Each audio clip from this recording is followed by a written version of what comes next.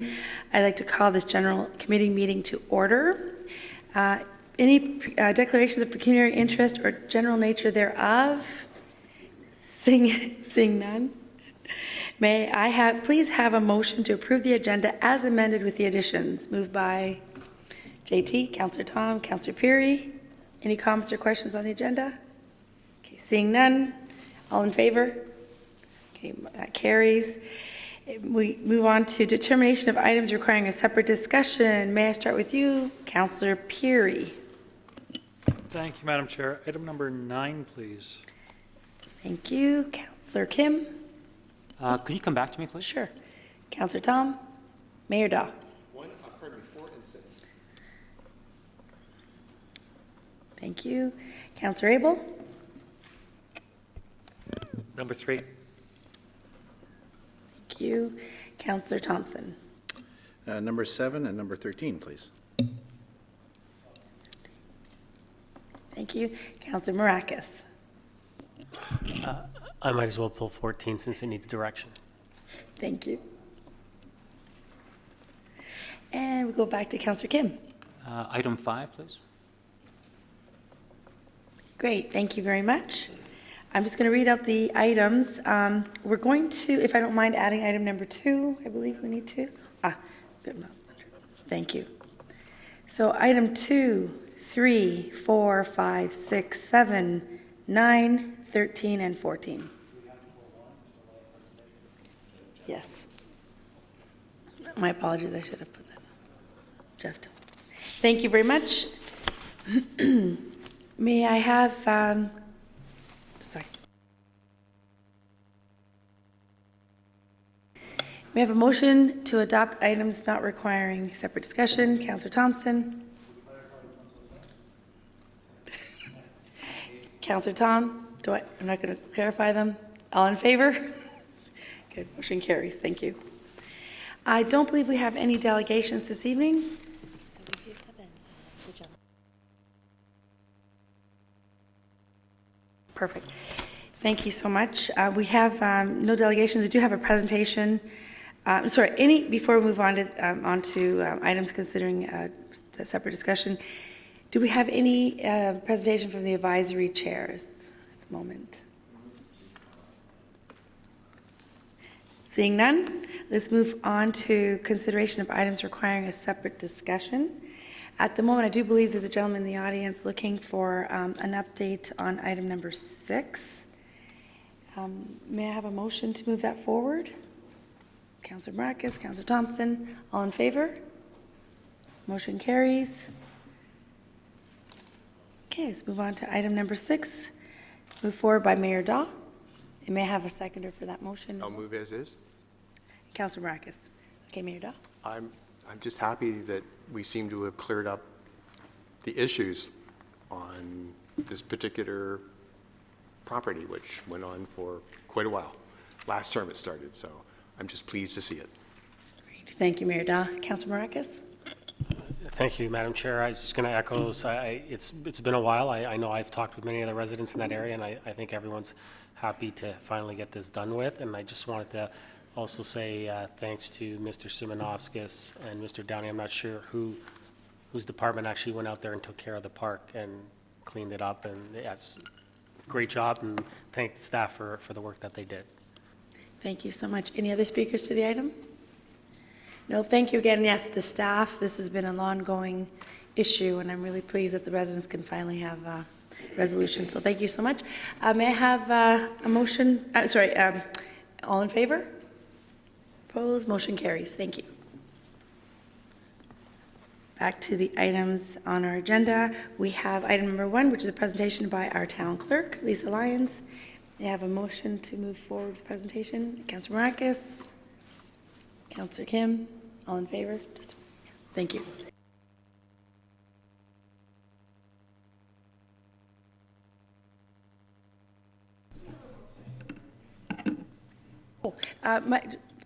Sorry, just before we start, I just want to let you know that the motion passed. Everything is great. So thank you for coming out tonight, and it's all resolved.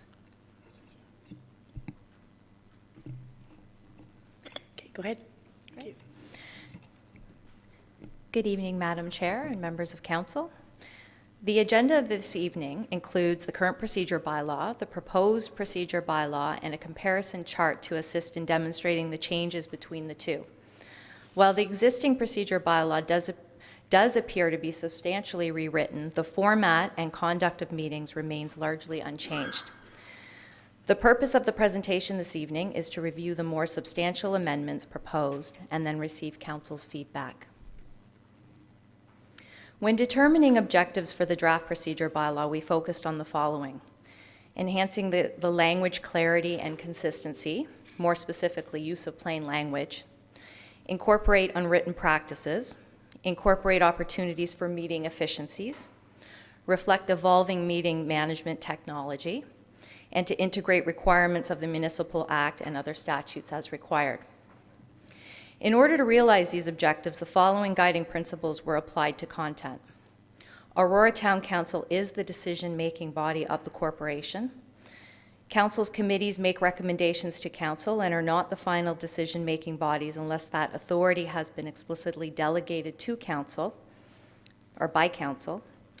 Public and stakeholder input is a valued part of the decision-making process, and Council's decision-making process should be open and transparent, be conducted in an environment which is respectful of all participants, and balance debate with the need to make recommendations and decisions in a timely manner. Procedural rules should facilitate and not hinder the business of Council, and procedural rules should comply with Robert's Rules of Order and should be written in plain language. With the aforementioned objectives in mind, we would like to take an opportunity to highlight some of the key features of the draft procedure bylaw. Please note that all of the changes are included in the comparison chart on pages 51 to 76 of item 2 of the GC agenda. In the draft procedure bylaw, we have updated many of the current provisions regarding public participation to reflect our current practices and Council's decisions made at the 2015 workshops.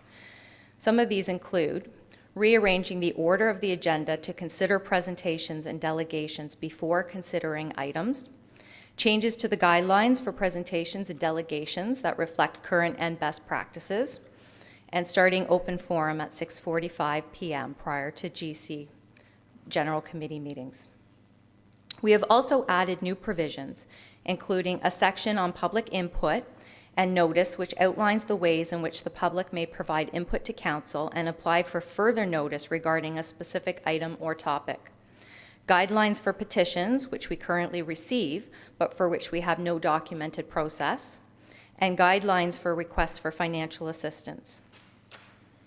We have taken a plain language approach to ensure that the bylaw is clear to the average reader while providing sufficient administrative detail and context. In the draft procedure bylaw, generally, all closed session meetings will be Council meetings. We have moved the start of closed session to 5:30 p.m. on every Tuesday before General Committee and Council if required. The earlier start time will provide for earlier reporting out to the public and an earlier end time for the regular meeting that follows. In order to promote transparency, a report of items that were discussed in closed session but are no longer required to remain confidential will be provided to the public on an annual basis. Information-only reports that require no action or in some instances provide further information regarding a matter that relates to committee or council business will be circulated to members of council and be posted on the town website for the public. Information reports may be placed on a general committee agenda at the request of a councillor. Currently, agenda items are pulled individually by councillors for discussion. The draft procedure bylaw includes a consent agenda that will streamline the agenda by including a standard list item that can be approved in a single motion. Items, should council agree, that should be included on the consent agenda include minutes, advisory committee minutes, staff reports that are to be received for information only, procurement reports that are within the approved threshold, and communications to council. All other items will be placed under items requiring separate discussion, or what we like to move forward calling the regular agenda, for consideration. And each item on the regular agenda will require a separate vote. An item on the consent agenda may be pulled for discussion and placement on the regular agenda at the request of a member. At the General Committee level, all items placed on the regular agenda will be added to the Council consent agenda unless a request is made at General Committee to include it on the Council regular agenda. We've included a sample of what the General Committee agenda would look like based on tonight's meeting if we were to organize it in the new format. So as you can see, it hasn't changed very much in the look and feel, but it'll give you an idea of what it would look like in January if we were to move forward. So sorry, Sam, can you just go back? We've got the approval of the agenda at the beginning, and then declarations of pecuniary interest have been moved underneath the approval agenda as requested. We've included presentations, which has never been included on the General Committee agenda before, and then we go into delegations. The next section is the consent piece, where we will have two separate areas. So the first piece would be the consent agenda, and we have organized it to show what tonight's meeting would look like. And the items that are listed under the consent portion, again, are items that we feel fit the criteria for the consent agenda. And should council wish to speak to an item and maybe not request it to be changed, they can still do that before the motion is made to adopt all the consent items. Or council can still request that one of those items be pulled out should they choose. So then we go down to consideration of items requiring separate discussion, and this is where we feel all the items listed here are items that should have a separate motion because they probably will require discussion. And at that point, we would look for council to make direction as to whether it would be something that could move over onto the consent agenda at council, or whether they would like to still see it as an item for discussion at council. The idea being that the majority of the discussion should happen at the committee level, and really the approval should be happening at the council level. But there's still flexibility built in there for council should they want to hear another delegation or new information come forward. Then we move forward with the notices of motion after that, new business, and then we've included the closed session heading, even though we feel we will be having closed sessions beforehand, but it still allows council that opportunity should they require legal advice or something of that nature during the meeting. They still have that flexibility to go into a closed session and then adjournment.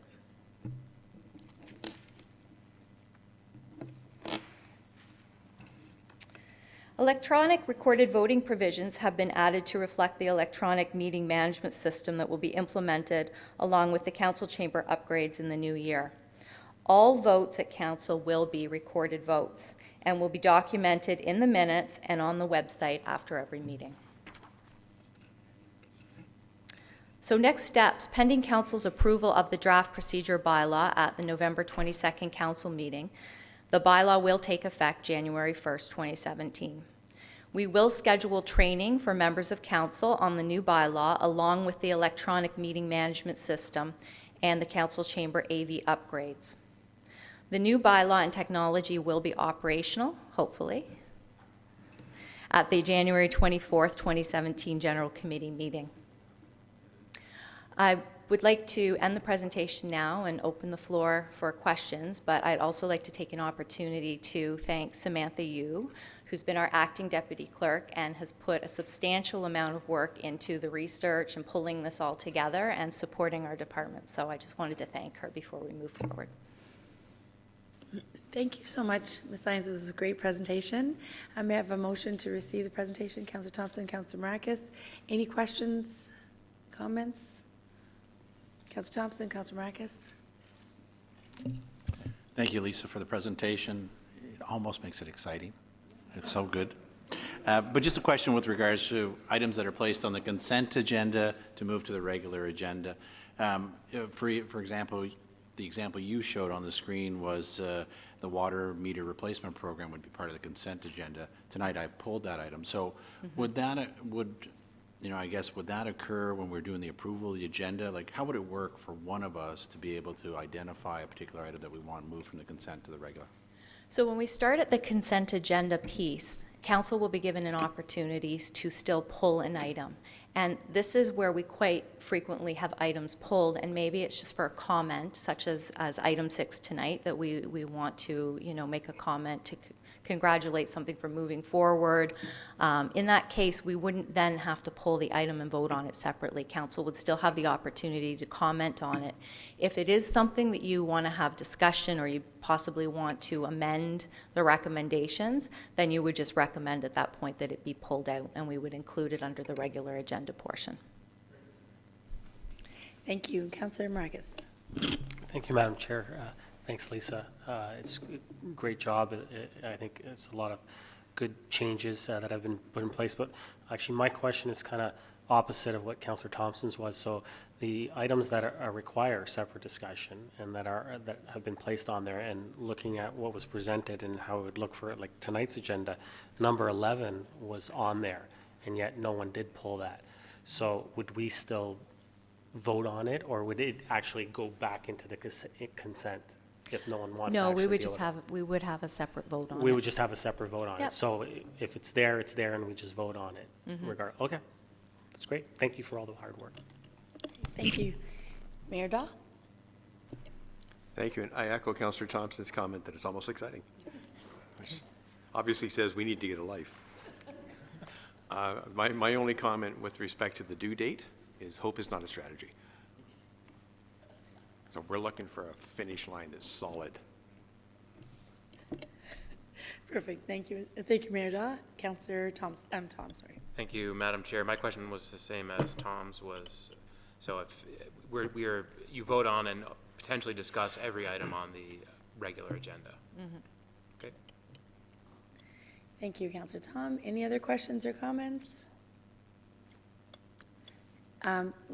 Thank you very, very much. I find it very exciting. So I really, great job, beautifully explained.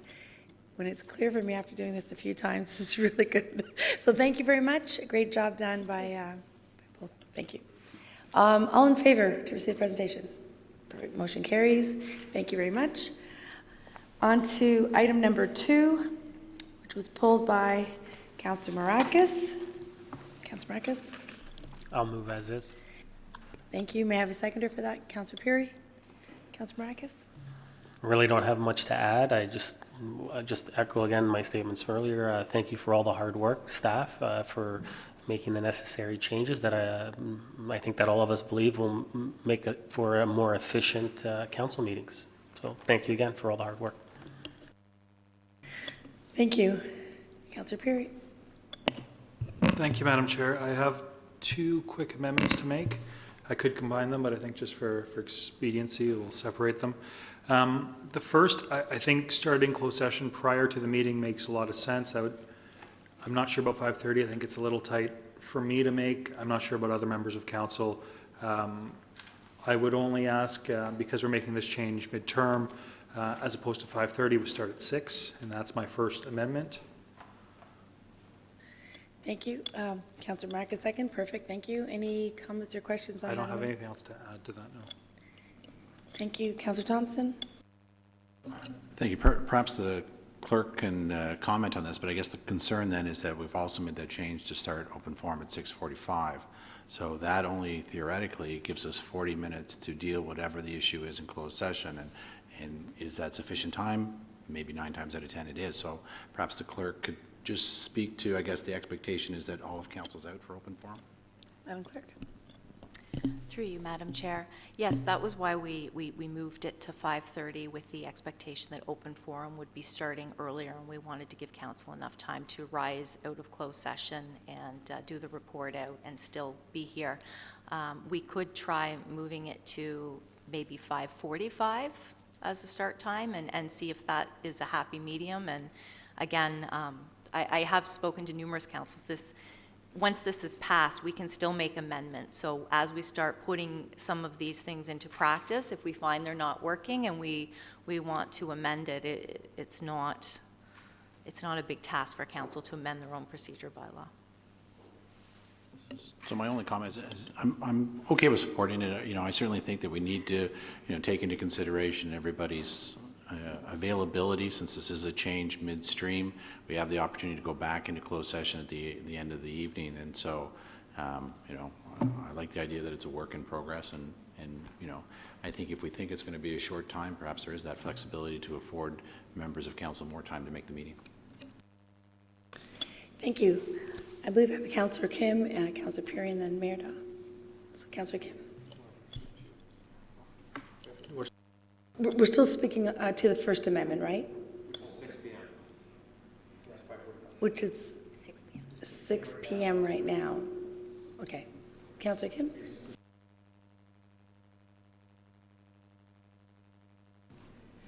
Councillor Kim?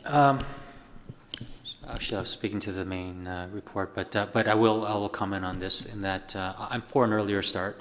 I know that not all the closed sessions can be completed within 45 minutes or an hour, but I do recognize that I think at least 3 out of the 5 can. And you know, I'm open to have the clerk use her discretion determining, you know, if something can be reasonably accommodated to that earlier start date. I'm open to that, and I'm sure the clerk can use her discretion on that. Great, thank you. Mayor Daw, did you have some comments? Okay, Councillor Perry? I'm happy to change that from 6 to 5:45. I think that's fair. Councillor Marcus, perfect. Okay, so we're back to a time of 5:45 start time. Any more questions on that amendment? All in favor?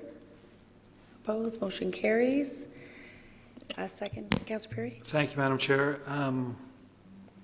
I think yesterday highlighted that making a Monday all-day meeting is difficult for some of us. It's always my intent to be here. I've got an FCM board meeting next week, so I'm away for the full week there.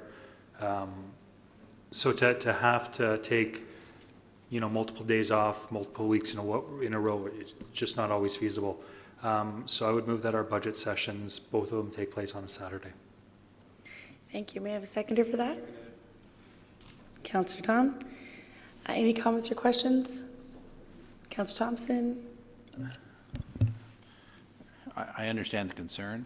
However, I will say that, you know, we had, for our budget meetings, fairly good attendance yesterday. I think there was 8 residents that came out, and so, you know, I think we've always strived to give people multiple opportunities to attend our meetings. We have it at the weekends, we have it at the evening, and we have it during the midweek, during the weekday, so that, you know, whatever a resident's own personal schedule is, there's an opportunity. So I certainly hear that for some it is a challenge to balance work life and council life and what's associated with it, but I can't support it. I do believe that the midday is also an important part of the budget process.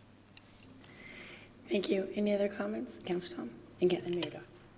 I'll support it simply because, I mean, I suppose it's different for every council member, but last year I had to miss, I think, the same capital, no, it was operating last year. I can't remember which one I had to miss last year, but I had to miss one of them. And, you know, it's unfortunate because you have to, you know, you elected to have a say and you want to have your say and participate in the process. But, you know, because it's a part-time position, you have to, you know, you have to take into account your work obligations. And so, you know, typically it's fine, but if you have something blow up at last minute and you can't attend, it really puts us in an awkward position. And so I feel like most people can make Saturdays, both council and members of the public, and so I'm in favor of the amendment.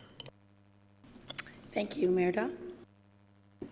Thanks, and I certainly appreciate the comments from Councillor Tom and Councillor Perry, and it's always been a challenge. At the same time, we have staff as well. It's a challenge. I mean, I think we have to take that into account as well. And I believe, correct me if I'm wrong, but we only have one meeting during the typical work week during the year. So I appreciate the comments, but I don't believe I can support the amendment. Any other comments or questions? Councillor Abel? And I think the idea of doing it on a Saturday originally was to mix up the schedules for a budget, to give a spectrum of choices. And one would be during the day, a couple in the evening, one on the weekend. And I think we're all bending and accommodating a schedule. So I don't think it's appropriate just to accommodate one councillor or perhaps two. I'm thinking holistically of our staff, to ask them to come in twice on weekends, and then we have to make up that time in lieu. I think the way it is I'll vote in favor, and I'm only hoping that with a year, the two councillors that have to juggle their time, and we all do, will be able to join us. And there was only one exception yesterday. I remember back last term, there were 3 that couldn't make it, but that was because they were in court. You know, there's always challenges. So I like the idea of having one weekend, one during the day, and a couple in the evening. I think that's fair for everyone. So I will not be supporting the amendment. Okay, thank you. Any other more comments or questions? Councillor Kim?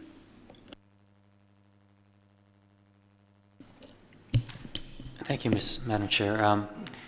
I understand where Councillor Puri comes from, and I don't disagree. I'm frankly indifferent, but given that there was a little bit more participation yesterday, would it be possible to have choice, to have like every year, the capital budget will be discussed on a Saturday, the operational on a Monday, and just rotate those, just so that it seems to be the most equitable thing.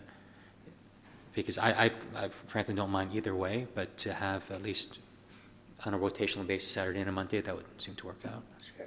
Thank you, Councillor Kim. Perhaps, Madam Clerk, if there's, I'm sure that's flexible. We can certainly look at doing that. So for 2017, we would rotate, and the capital would be on the Monday, and the operational would be on the Saturday. Do we need an amendment on that, amendment on amendment, or do we just vote on this first?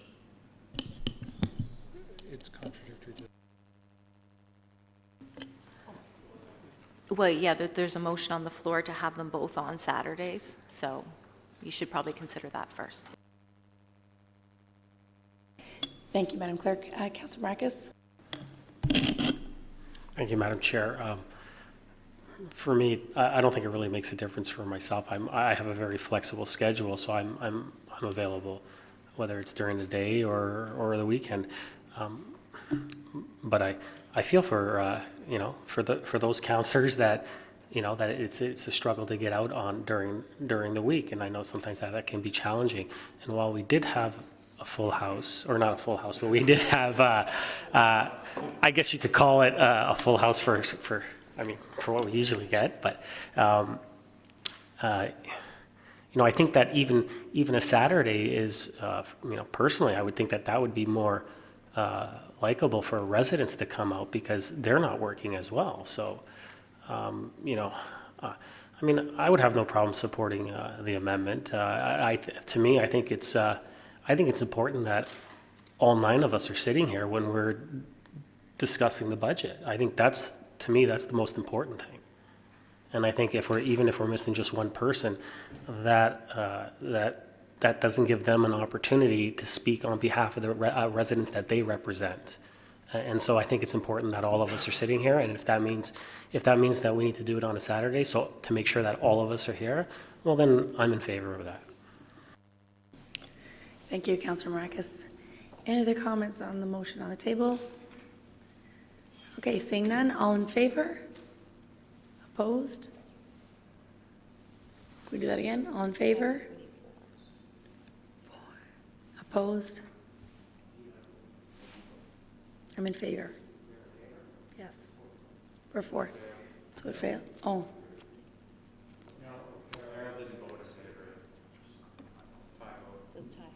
It's a tie vote, so it's defeated. Okay. All right. Any other discussion around back to the main motion as amended?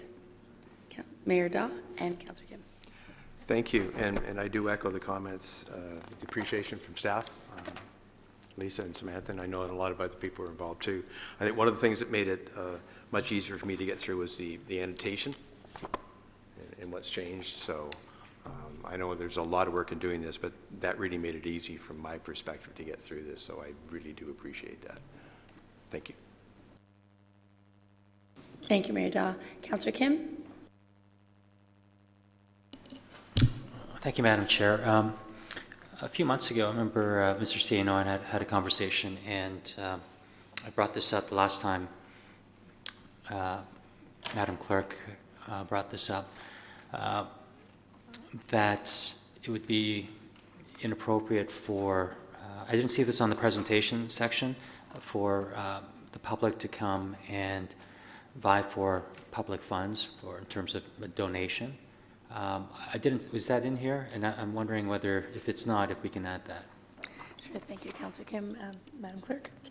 Through you, Madam Chair. So under the presentation section, we did put a clause in to deal with funding requests, and I won't read it word for word, but it is in there. And what it actually asks is that the public have to put their request in writing and provide what they're asking for to our department before we put it on the agenda, and that council not make a decision on that the same night. So we'll have to go to a future meeting after it's been considered. That way there's time to receive staff input before a decision's being made, and then it's clear for the public that decisions will not be made at the same meeting they make the request. Thank you. And my final comment was on page 6 on 10B, clause 2. It says, talks about unruly members. After the second occurrence, if a member continues to disobey this procedure, bylaw, or the chair's ruling, the chair will immediately order the member to leave his or her seat, observe the meeting from the audience, and any member other than the offending member may appeal the chair's ruling. Is that just a majority there, or do you need a 2/3 vote to appeal the chair's ruling? Madam Clerk, if you can. 10B3.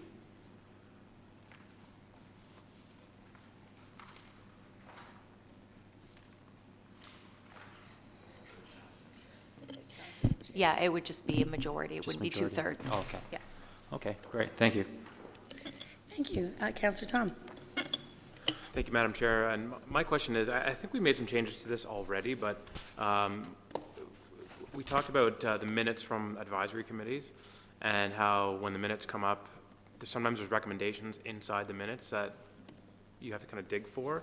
And so, and correct me if I'm wrong, we may have made some changes to this already, but is it possible that, is that reflected in this new procedure? Is there going to be, I don't know, a consolidation of recommendations? Because Heritage, you get a lot of recommendations that are, you know, it's people's homes and properties and whether they're going to be designated, listed, and what have you. And I just think that sometimes they might slip by in minutes as opposed to an item on an agenda where people can have a look. So just wanted to maybe get a comment on that. Madam Clerk? Through you, Madam Chair. Yes, we have incorporated a new process for the committee minutes. So the minutes of the committee themselves will go on the consent agenda. So you're really just approving the minutes. There will be a separate committee report now, which we will compile out of the clerk's office, which will contain all of the recommendations that have been made from the committees that require council decision on.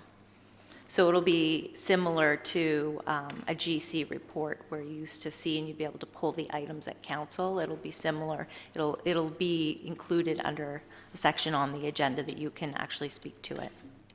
And it's separate from the minutes of the committee meetings. Okay, that's kind of a neat new process, and I think that just helps councilors and the public maybe make, because, you know, minutes can be tedious to go through sometimes, especially for members of the public and for members of council, so that's a great change. Thank you, Councillor Tom. Any other questions, comments? Councillor Abel? Thank you, Madam Chair. And through you, the recorded vote will be like a push button, and will there be a display showing? Okay, so then members of the public, because our hands will basically be motionless. So will it stay on for a time until the next one, or like how is that all sort of done? Through you, Madam Chair. Yes, you all have a device in front of you, which at council meetings, when the motion is displayed on the screen, you'll clearly see what you're voting on, and you will have a yes or no button that you will hit. The chair or the mayor will not announce the vote until everybody has voted, And then the vote will go up on the screen so that the public and any members watching from home, because with the live stream, that will go up on their screen at home also, so they can see the results of the vote. That's great. And we often make amendments and on occasion split votes. So is there someone going to be tasked with that? Someone like the secretariat, or that'll be okay? All right, that's great. Thank you. Did you want to go ahead? Yeah, through you, Madam Chair. Yes, it will require, we will be putting the amendments on the screen for you, so we will require your patience until, our staff get comfortable using the system and making sure we have the correct wording for you, because it will be displayed on the screen for you to vote on it at council meetings. So the benefit to that is that everybody's very clear what they're voting on at the time, and it's clear to the public also. And Madam Chair, if I could, the comment about all the recommendations that the clerk had mentioned from the committees, I think it's a great idea. I know Councillor Tom said the same thing, but often I know myself don't review, and I remember last term there was frequently zingers, what I would call, put in there, and we really had to pay attention what was coming out of some of those. So I appreciate that those recommendations will be listed by the clerk's office, and that it'll be clear that we'll know exactly what's coming forward. Thank you, Councillor Abel. Any other comments? Councillor Tom? Yeah, sorry, just on that as well. Thank you, Madam Chair. With respect to some of the reports, I know they're all that we get all the reports, but anyhow, so the clerk's office will have those ready. So if there's a recommendation from Heritage, a councillor can just say, hey, I need that, this recommendation, and then the report can come with it, or it's just going to be the recommendations. There's not going to be, the agenda item won't include all of this stuff behind it. Heritage is really the only one where that happens. Like you have a house and it's got all the, and the reason I think it's relevant is because there's evaluation scores, there's all sorts of stuff that comes along with whether a house is going to be listed or not, and sometimes it's valuable to have that on demand. But if you just have to email the clerk for that kind of stuff, then maybe that's the answer. So I don't know if you could comment on that. Madam Clerk? Again, I think that could be a practice thing that we could figure out what works best. I think probably start off with having just the report with the recommendations, or just the recommendations contained in the committee report. Sure. And should council require any background information, yes, just sending an email and we can forward it. Also, with the new system, it will be very easy to search on our website for that information. So you might be able to just pull that up on your device at the meeting, should you wish. But if there is a requirement to provide background information, or if it's a substantial recommendation from a committee that we feel the background information is very beneficial to include on the agenda, we will include it. Yeah, just a thought, because I mean, with committees, and our council agendas and stuff, we get all the background information to make a decision. And so I just think if there's a recommendation that carries a ton of weight, it might be good to have all the background information. But I have full confidence that we'll be able to get that info from you. And then the last thing is, you're moving open forum, and we're gonna have to communicate that, obviously, because today, for instance, we were milling around for, just chatting or whatever for the 15 minutes prior to 7 o'clock. And so there's going to be a bit of an adjustment, but also it's going to have to be separated, right? Open forum, 6:45, council, 7, because people are going to show up at 7 saying, hey, I wanted to sign up for open forum. So we have to make sure that's really well communicated. Through you, Madam Chair. Yes, we will work with communications. I think my report did highlight we have some milestones that we want to communicate out, and we will be working with communications to get that message out. But we would also, once all the equipment is up and running and we've actually started using the new procedural bylaw and the equipment, we would like to have an open house here in the early spring and invite the public in and demonstrate how to search on our website and how to look up information. And we're going to have annotated procedure bylaw booklets made up for the public so that when they come in, they can follow procedure and what's happening at meetings. So we do have some plans for the new year on that. Thank you. That's great. Thank you. Councillor Kim? So I'd like to put in an amendment then in terms of the operational budget and the capital budget in terms of the date, rotating it from Saturday and Monday. Perfect, yes, thank you. And a seconder for that? Just rotating the, yes, I believe Madam Clerk thought that we should move that as a motion. So what Councillor Kim is asking is that, that we rotate having, instead of having capital, usually it's on rotating every year. May I have a seconder for that? Anybody? Councillor Thompson? Sure. Any comments? Councillor Perry? Oh, Ms. Seo would like to have a speak. Thank you, Madam. Just for clarity, so we would do, this year the capital session was done on a Saturday and the operating was done on a Monday. We wouldn't just switch those two events because usually we'll want to do capital before we do operating. So that's why I think we need an amendment because we have to juggle the actual schedule. So we would just change the dates. In other words, it wouldn't be the same 2 dates in your calendar. We'd have to use a Monday closer to the Saturday for capital next year and a Saturday closer to that Monday for operating next year. So just for clarity. Thank you. Any comments? Councillor Thompson? Based on that, would it not make sense just to maintain the schedule for 2017 that's within our binder and then make the change for 2018? Is that not? Councillor Kim, how do you feel about that? That's fine. I thought this would be a happy medium. I'm indifferent either way anyway, so starting 2018 is fine. You agree with that, Councillor Thompson? Any other comments, Councillor Perry? Thank you, Madam Chair. I'll be voting against this only because capital tends to move a lot quicker than the operating does. So I think if it happens that somebody misses one, the capital day, it'll be done before it starts. So I'll be against this one. Okay, any other comments? Councillor Abel? Oh, okay. All right. Any other comments to the amendment? Mayor Dow? I appreciate Councillor Kim's point, but we always get to the capital before we get to the operating. I don't want to be in the position of delaying the capital budget, that's all. So I won't support the amendment as it is. I think I would leave that with staff to find out how to come up with a solution that will satisfy Councillor Kim. Okay, any other comments? All right, all in favor? Opposed?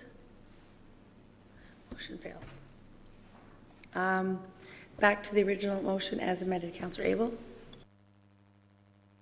Thank you, Madam Chair. Through you, when are we going to do the next procedural bylaw review? It's usually for a term of council.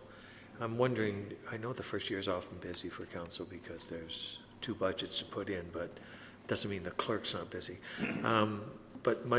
Do we try and do it in the first year or in the first half? Because if each term has its own bylaw, would it not be advantageous to get a bylaw sooner than later? So is there a date or is there any guideline?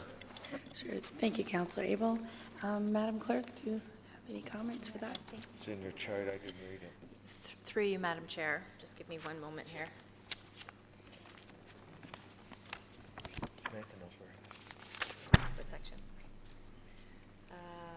So we included, it's on page 48 of item 2, and council shall review this bylaw within the first 6 months of the second year of each term of council. So we kept that concurrent with what you had, but we did say that the clerk shall bring forward housekeeping amendments as required or directed as council. So my thought on that is typically on a yearly basis. I mean, there's things that come up during the meeting that we want to clarify. I would bring forward housekeeping amendments on a yearly basis. However, should council wish to move the procedural bylaw review up to earlier in the year, that's possible too. However, bearing in mind that there's council orientation and bringing new councillors possibly up to speed on other things, it might be a bit much to have them put their mind to a procedure bylaw within the first year.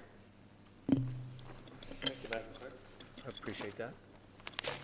Thank you. Any other comments or questions on the motion with amendments? Okay, all in favor? Motion carries. Thank you, Madam Clerk. Great job. All right, moving on to item number 3, pulled by Councillor Abel.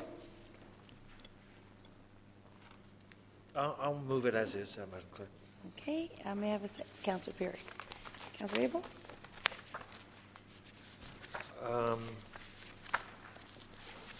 Well, I think there's a few things that I'll probably comment on, but I like the way the model is set up.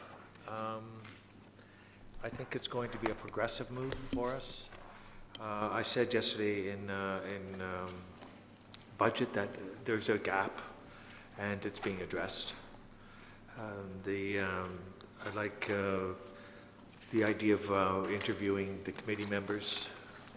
I think that's important if we're going to allow it to be, I don't know what the right term is, but they're going to be their own identity rather than an advisory committee. It's good to put the best forward in such a role. And it's a very important part of our, for how we govern is economic development. So for sustainability and all those other points, I'm glad to see this. I know that I'd had discussions with the CAO for a few months now on this coming down. So the timing is good, coming in for the second half of our term. And I look forward to supporting it and moving it. Thank you, Councillor Abel. Councillor Thompson? Thank you, Madam Chair. I'm good with supporting the motion. It wasn't clear to me with regards to the funding model, and so I thought perhaps direct the question to our CAO. It speaks about the fact that lower tier, mid-sized communities don't normally employ this model because of the cost of administering. It talks about the next steps. The second one being established required funding as part of the 2017 budget. But yet at the same time, it seems to imply that it really comes out of the CIP and that, realignment or reallocation of the existing budget would pay for the program. So it just wasn't clear within the report. So I'd like the CAO just to speak so I understand what impact it will have, if any, on the budget going forward. And Mr. CAO? Certainly, through you, Madam Chair. What's proposed in the report is council historically for the last few years has been putting $200,000 from capital into a CIP fund. That fund has been underutilized, and in fact one of the outcomes of deploying this new model for economic development is that we would hopefully create more business related to the CIP and more activity and actually start to use those funds in a proactive way. But in the interim, there is a balance of funds that are there, as well as, again, in the past, you've put $200,000 a year into that same fund. So what is proposed is that initially you take half of that $200,000 and use it to cover the operating costs of establishing the new position. That would leave another $100,000 still going into the fund.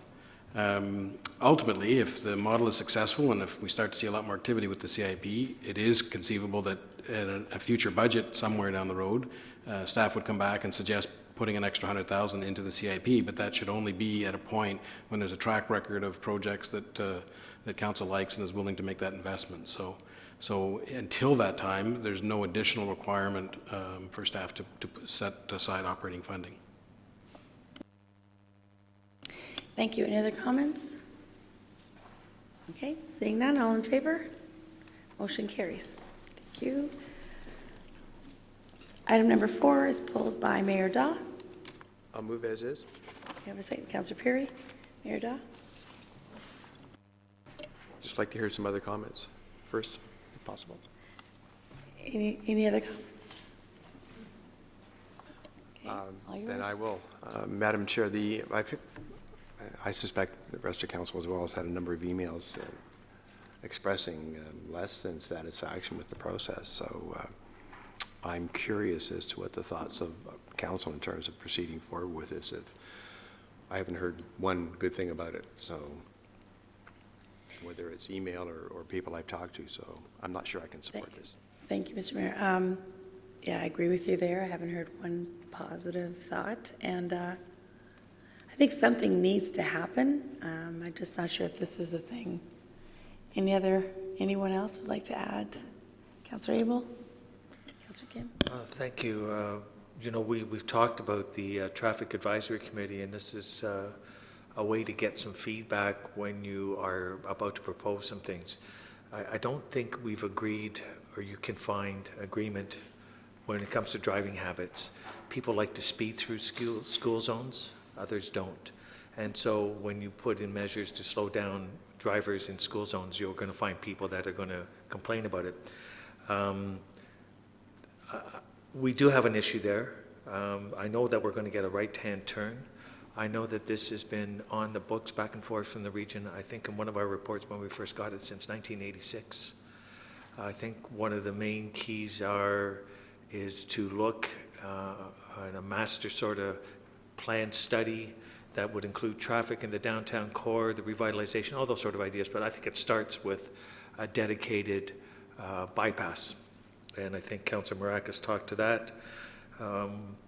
So, you know, I'm for trying anything. I'm not against trying something, but if there's a lot of outcry and it's not working, I'm wondering if there's a mechanism where we can say, okay, now we've seen what the ramifications are.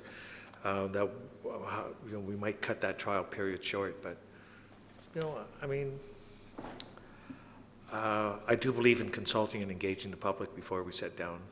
I think that's prudent of us, and that's our role. So, in this case, we didn't do that. We moved that forward, and we're starting to get that engagement now.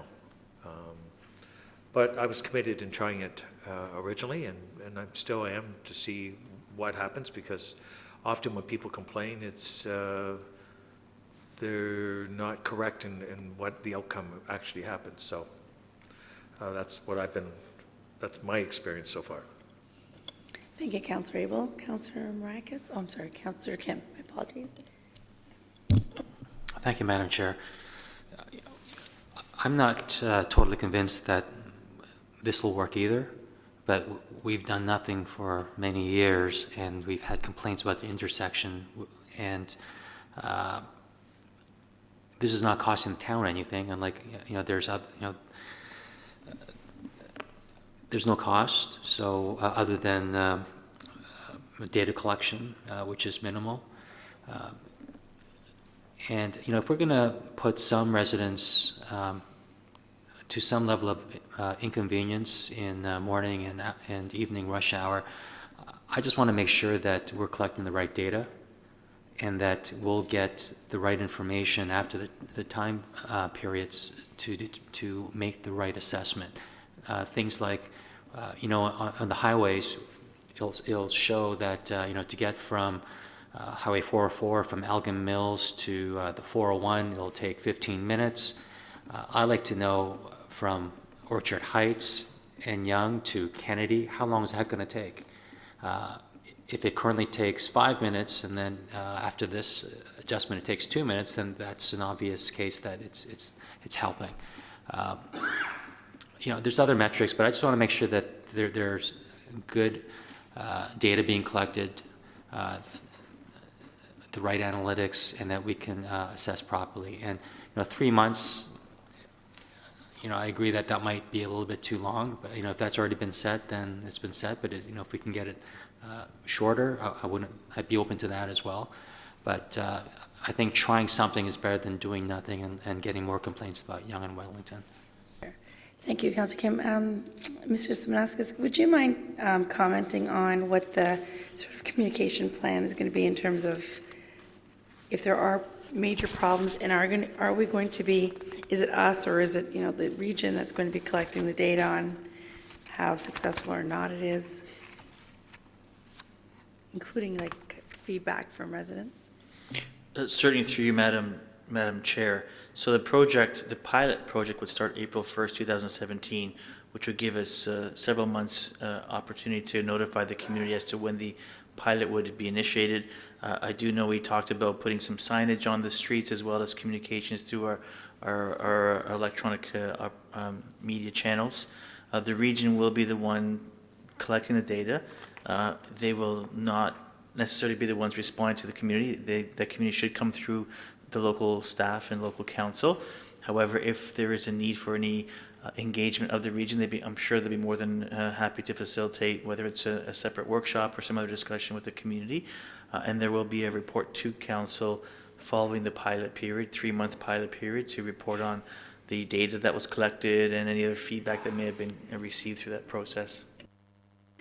Great, thank you. And I think I also heard, if it's okay, Councillor Kim, if we hear an overwhelming, disappointment in what's happening, can we, stop the project? Is there an avenue to do that right away?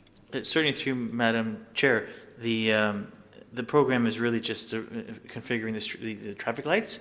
So if there was an overwhelming desire to cease the program, I'd imagine a direction from council would be required to do that, and that could be done very quickly, and then staff could then terminate the pilot.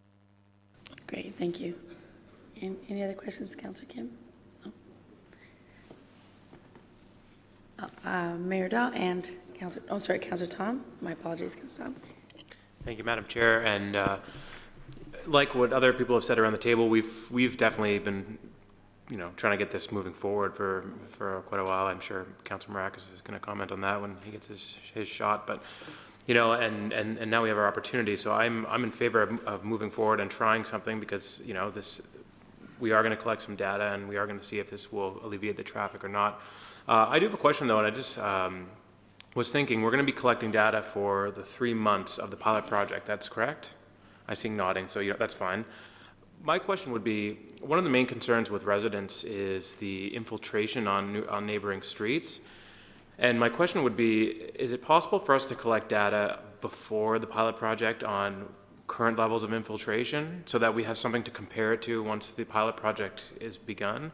Because then, I mean, if we get data that says, yeah, there's a lot of infiltration, but it's the same level as when, because right now, like I live on Temperance Street and so this is completely anecdotal, but there's infiltration because there's people backed up. They can't get through the intersection because there's people backing up because they're waiting to turn left. So people will come on Ransom, they'll turn on Rubin Street. And so there is a bit of infiltration that's happening now because there's traffic at the intersection. So my question would be, how do we compare what is happening now with the results of the pilot? I think that would be valuable information when we come to the end and we say, the infiltration actually got better. Maybe it will get better, or maybe it will get worse. So I just think that metric will be important. And if it's not included in this, I would like to know how we would get that in there, whether it's an amendment now. I don't know if there's cost implications for that. So Mr. Simonovskis, if you could comment on that, that would be great. Through you, Madam Chair, there is actually pre and post monitoring. The reason why we're recommending deferring the project to next year is because the timeline to do it this year was too tight and it was interfering with the Christmas season, which we know is a very anomalous time of year. It does not provide a stable representation of traffic patterns. So yes, there is pre and post monitoring, which will provide us that difference between when the system is in operation and not in operation. So just to confirm, we're going to be collecting data before this goes in, and then during, and then after as well. Is that what you're saying? To you, Madam Chair, that's correct. I can check. There was a report that we had previously that defined the time periods for that data collection, but the intent is to have information as to what's happening currently and information that's going to happen during the pilot. So there's a comparator. Great. Thank you very much. Thank you. So I think it's Councillor Thompson, I believe. And Thank you, Madam Chair. Just, I guess, a couple points. I agree with Councillor Kim in the sense that, since I've been on council, people have talked about that intersection and how problematic it is, and there's been a continual urging for us as councillors to do something about that intersection. And so, I don't disagree that there are concerns about, is this the right thing to do? I hear from people that are completely against it and they don't think it's the right thing to do. But when I talk to them, I say, well, it's kind of a question of, do something or do nothing. Either way, you run the risk of alienating certain people. But when you talk to them about do something, their usual response is, well, you just need to, widen the road and institute turn lanes and their problem solved. But that gets us into expropriation, and we know that that's not as simple. I usually say to people, well, we are exploring all options in terms of how to improve the intersection. I think we all agree that it's an issue and that we'd like to resolve that issue. We may not all agree on what the solution is, but I am willing to move forward and try it. And part of it is because, to my understanding, both the regional traffic analysis staff as well as our own staff have said that there is some validity to doing this, that it may provide some benefit. Granted, it may create concerns on other streets, and that's why we're moving forward. But there seems to be some data out there to suggest that it could improve the intersection. And so, based on the fact that I'd rather do something than do nothing, and the little bit of data that we have that says that it could provide some benefit, I'm willing to try it. But I share the same concerns everybody does. And, obviously we're all going to be keeping tabs on it once it's up and running. And if it is a significant problem, no different than what we said with the winter parking, is that we're going to, obviously pull the plug if it creates a significant problem in town. Thank you. Thank you, Councillor Thompson. Councillor Perry. Thank you, Madam Chair, and through you to Mr. Zario. Pat, does this change any issues around liability if we're making this change? Mrs. Zario? Through you, Councillor Humphreys. It shouldn't. Seems. Sounds great. That was a very short answer for a lawyer. I appreciate it. Thank you. So unusual. I'm only kidding. Thank you. Councillor Maracus.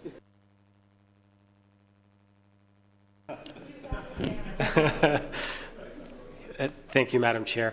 You know what? I agree with what everyone said around the table. I brought this forward, and I thought it's something that we could look at trying, and that could help bring some relief to the intersection. Did I ever believe that this is the be-all, end-all solution to this intersection? Absolutely not. But the data from '98 showed that it improved the flow of the intersection. And as Councillor Tom mentioned, my thought has always been is that there is infiltration right now into the streets, and the reason behind that is because of the backups.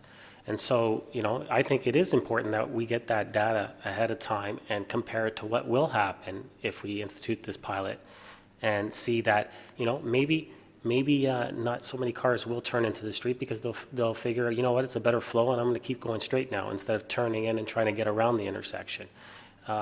Maybe more cars might start to infiltrate into the neighborhood. And as I've said right from the beginning, if that's the case, and we do find that there is an issue, there is more cars infiltrating into the neighborhoods, I'll be the first one to say, let's scrap the program. But I think it's imperative on us to give this a try, because we're looking at all types of things to try to improve this intersection. And as I said, I don't think one thing's going to solve it. I think it's a combination of many things. The right-hand turn lane coming southbound. I think that, in combination with some left turn restrictions, possibly some better signage at St. John's and Yonge, directing traffic to take another way to get to the GO or to get to the 404, the use of the bypass of Industrial Parkway, better signage for that. I think all these things in combination is what will solve that intersection, because as Councillor Thompson mentioned, the easy thing that everyone always says is let's expand the intersection and add lanes. Well, we can't do that easily in that intersection. So we have to come up with creative ways for this to improve the traffic flow of this intersection. And I do believe that this, if given a chance, will actually show that it will improve the flow, and we will end up with less infiltration into the neighborhood. I hope I'm correct. If I'm not, like I said, I'll be the first one to say, let's get rid of it. Thank you, Councillor Maracus. Any other Councillor? Mayor Daw would like to speak for the second time, but I want to make sure. No first? Okay, Mayor Daw. Thanks, Madam Chair. This is actually a regional project because it's a regional intersection.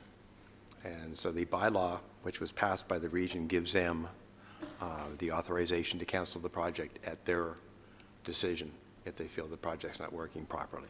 So it doesn't come back to our council. They will, if they feel it's not working, they will cancel it. And they will be doing, I think the regional report did show where they're placing the data collectors, which I can't remember off the top of my head, but on a number of the streets, so they're doing that. I do take objection to the statement that it's not costing us anything. We're just going through our budgeting process, and Mr. Elliott, correct me if I have the figures wrong, but about 45% of the property tax that I pay goes to the region. So that's more than comes to the town. and this is an operational project at the region. So it is indeed costing me as a taxpayer.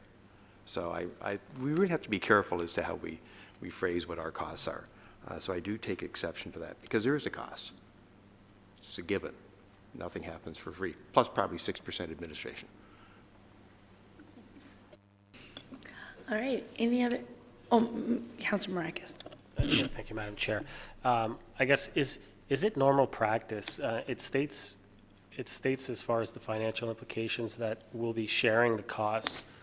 Is that normal practice with most things within the region that deal in situations such as this? Do they share costs with them, get the municipality to share costs with them on this, or is this a unique one where they've decided to pick on Aurora and have us share on the cost? Is it the 6% that I keep talking about? Are they upset about that, or? Very good question, Councilor Marcus. Mr. Simonauskas, if you can answer that for us. Certainly through Madam Chair. My experience is it's project specific. There isn't really a formula. Ideally, they're 50-50 cost sharing, depending on where the issue or the project is coming from. The 6% that you're referring to is what they apply as an administrative cost. Okay, so you understand that. The 6% I was joking about, don't I guess just as a follow-up through you, Madam Chair, maybe Mayor Dodd could answer this as a rep, and he was at the meeting. Was that any part of the discussion where regional council actually wanted the municipality to bear some of the cost, or was it just automatically in there from staff? Mayor Dodd, do you mind answering that for us? There was no Thanks. discussion on that. No discussion. Okay, thank you. So just to clarify with Councilor Marcus, is this typical? Is it typical that, sorry, if you don't mind, is it typical that the region would want a project and then if we go for it, we split the costs? To you, Madam Chair. Interesting. If the region initiates a project, usually they pay full cost.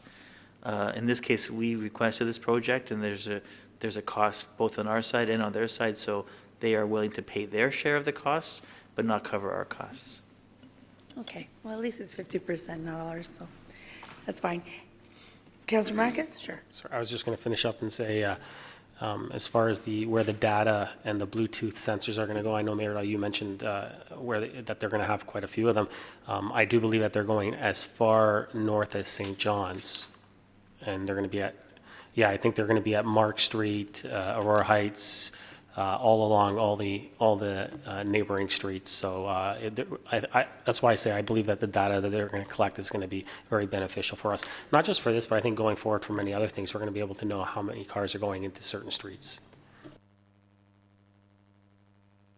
Councilor Abel.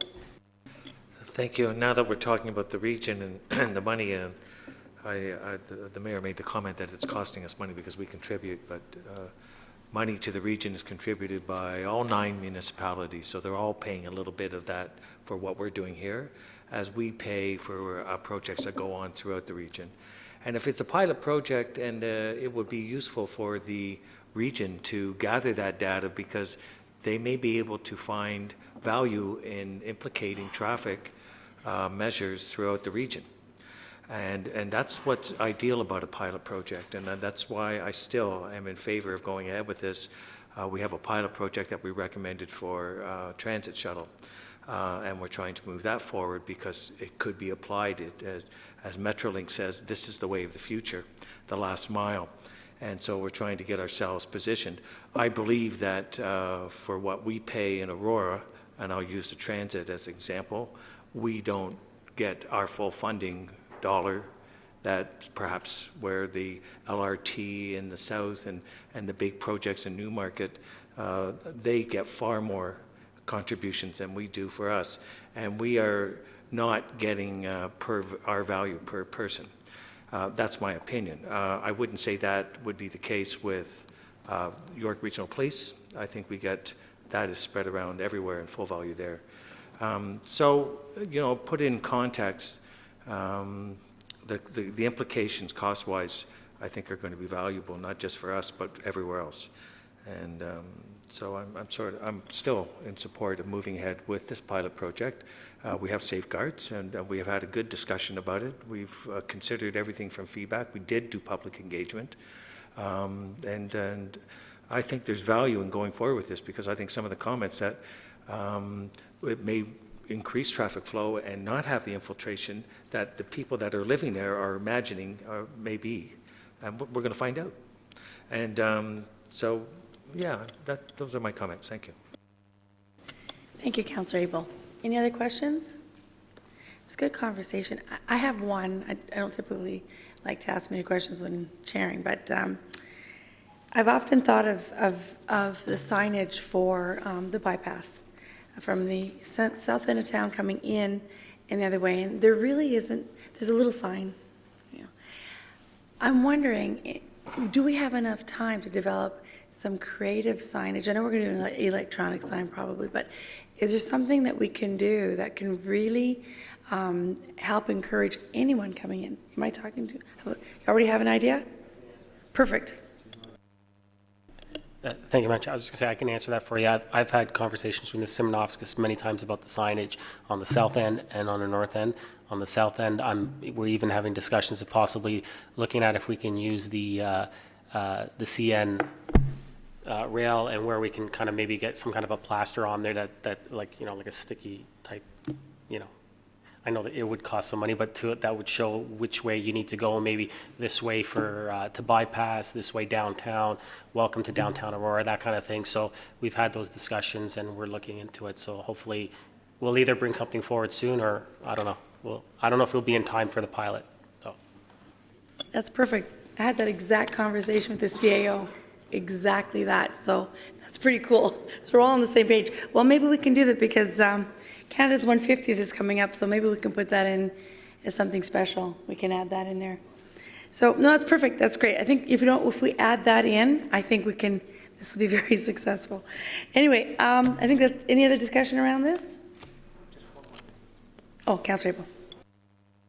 But I think it's really important that we can impress upon the York region to synchronize lights for the bypass, and also going young, just to keep flow going. I think that's worth, I know they synchronize the lights because I travel across Wellington every morning at 5:30 in the morning, and I hit every single red light. So I know they can. So maybe we could do that as well. Thank you, Councillor Abel. Is there any way we can communicate that with this pilot? Just to synchronize lighting somehow? To you, Madam Chair, lighting on Yonge Street has been synchronized. When we did their traffic study 3 years ago, all the lights were actually adjusted to create as efficient flow through. What they will do, and I'll confirm this, is depending on how this pilot unfolds, there may be some adjustments that need to be made to help us facilitate that timing gap with the left turn. The bypass, I can inquire as to about that as well. If the councillor has specific routing that he'd like to investigate, then okay, yeah, we'll look at it. Madam Chair, if we would just try the bypass, so that when they're coming south and they make the left turn, they would coincide at a regular speed and be able to go right through Wellington. It might just sell the whole project. Excellent. Thank you very much, Councillor Abel. Any other? All in favor? Opposed? Motion carries. Thank you. All right. On to item number 5, brought forward by Councillor Kim. Thank you. I cannot move as is, please. We have Councillor Perry. Okay, Councillor Perry. Councillor Kim. Who seconded? You did, didn't you? No, I moved. I'm sorry. I thought this was brought up. I have this. Oh, my apologies. I should pay attention. Okay. Councillor Perry, Mayor Daw. Okay, Councillor Kim, if you'd like to speak to it. Thank you. I think the report was well written all around. I just had a question regarding criteria 5.4. So through you, Madam Chair, to Madam Clerk, criteria 5.4C, where a proclamation will not be issued by the town when the request pertains to religious organizations or religious events or celebrations. If you can just elaborate, does that mean that the town will not recognize religious organizations or those individuals who volunteer and serve the community through those organizations? Madam Clerk, if you can comment. Through you, Madam Chair. This section is with regards to proclaiming events around religious organizations. So this is a best practice in most policies that you'll see for proclamations across Ontario, that we don't recognize religious events. Now, with regards to recognizing volunteers, that's something different. This is the standard. The town of Aurora proclaims this day as that type of proclamation is what we're looking for.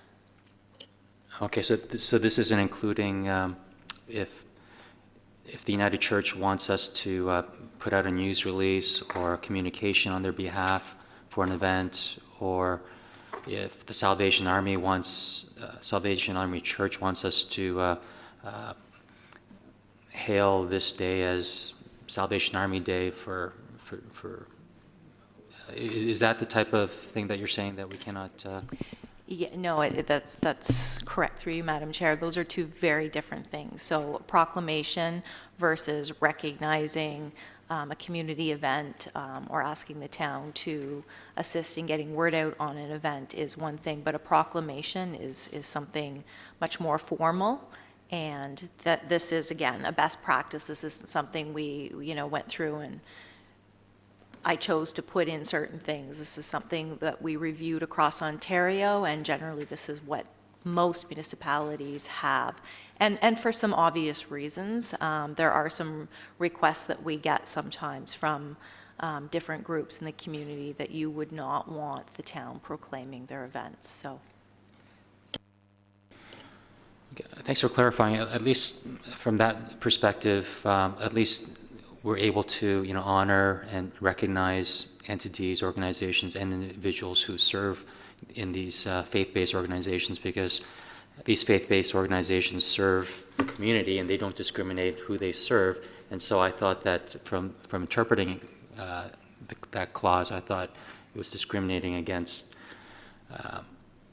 recognizing them. But still, at the same time, can you give me an example of a proclamation that would be unfit to be proclaimed by a municipality? I prefer not to use a particular faith-based group as an example, but,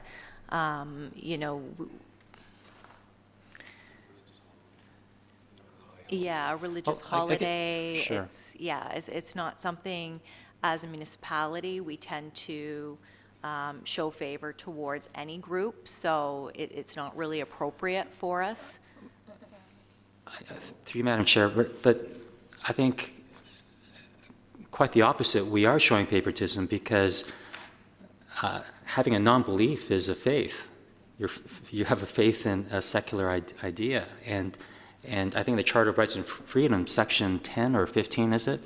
It states that guarantees the equal protection, equal benefit of the law to all. And if we're proclaiming certain things to certain organizations, I don't know why we are saying that we cannot proclaim a faith-based organization unless it's something so immoral and ridiculous. But I can't see how that will come out of a faith-based organization. So, all the rights that any other organization has in town, I believe faith-based organizations who do such a great work, if they want to proclaim something through the municipality, I don't see why not, unless I see a specific example that's so profoundly negative that you can't do that. I just don't see why not. And I know that we're probably I'm going against the grain here in terms of this might be the norm throughout the municipalities, but we just talked about the sign bylaw, we talked about all these things that's impacted by the umbrella of the Charter of Rights and Freedoms. And so I think I'm going to have to take a stand in that we are the municipality, the umbrella that serves these organizations, these entities and individuals, and they serve the community without prejudice. And for us to exclude them from proclamations. We either exclude for all or we are inclusive. I mean, we talked about diversity through the Multicultural Festival, and culture and religion is not that far off in terms of boundaries. So, for these reasons, I can't support this, at least that particular criteria. Thank you. Thank you, Councillor Kim. Councillor Tom. Thanks for Councillor Kim for pointing this out. One of the things that came to mind was, I don't know if we have proclamations, it's hard, I don't know what the town proclaims and what is just a media release or whatever, but, so for instance, the Kettle Drive is Salvation Army. Salvation Army is a Christian church. So if we were going to proclaim the week of the start of the Kettle Drive, which I think we do, it's a charitable organization, but it is a Christian organization. Is that now banned from being proclaimed? Similarly, so it's not, but so then that makes no sense because it's a religious organization. Well, okay, so then maybe then the clarity for Councillor Kim is that proclamations, what is a proclamation, and if, like, why is it important? Because if you can only proclaim, I get where Councillor Kim is coming from. If certain things can be a proclamation because they're secular, but a religious organization cannot have it proclaimed, it seems a bit at odds with being equitable. And the last thing I would say too, so I guess maybe I'll talk to that first, because I have another question about a different thing after that. But maybe using the example of the Kettle Drive or something like that. So that would be no proclamation allowed with the new policy. Thank you, Councillor Tom. Through you, Madam Madam Clerk? Chair. No, that would be considered a charitable fundraising campaign, so it is typically fit under that umbrella. I guess my point is, though, it is a religious organization. So when does it become? Who makes that call? I guess, and you don't have to answer that now. The next thing I would say too is that I'd like a little clarification on 5.4H is National Independence and Republic Days. What does that mean? I mean, is that other countries, or so it's not Canadian days? So if we want to make a proclamation on Victoria Day, we're okay to do that still? Mm-hmm. So it's just countries that aren't Canada. Okay. Thank you, Councillor Tom. We have Councillor Thompson and Councillor Abel. Just briefly, perhaps it would be helpful if the clerk's office provided members of council a list of proclamations so they can get a sense of what's been done in the past. It is on the website. For example, November, it's been proclaimed Lung Month, but I think it may help in identifying what in the past the town has thought okay to proclaim. So perhaps between now and next week, it may help some of the discussion. Madam Clerk, are we good for this? Great, thank you. Yes, That'll help us. and I can also provide some examples of some of the religious proclamations that you might want to consider being a reason that we wouldn't include them in something that we would proclaim. I can circulate that. Thank you. Councillor Abel. Thank you. Section 5.3, arts and cultural celebrations would include festivals. If you just put that in, I don't know if you find that appropriate, but approval procedures in section 7, there's no time for turnaround. I think it's reasonable to give those an idea of what is a reasonable time for turnaround. I know it's at the discretion of the clerk, but would 7 or 14 days seem reasonable to put in without constricting or binding you? And my comment is, back in the day, I would just say to Betty, I've got a request for a proclamation, and there it was. So I didn't realize we were going to go through all this. So anyways, it's all there. And now when people say, can you do that? I'll say, here, read this. Thank you, Councillor Abel.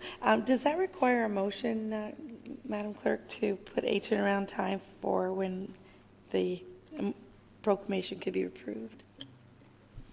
I can take that under advisement and just amend the policy before it comes back. Great, yeah. Thank you very much. Thank you. Any other comments or?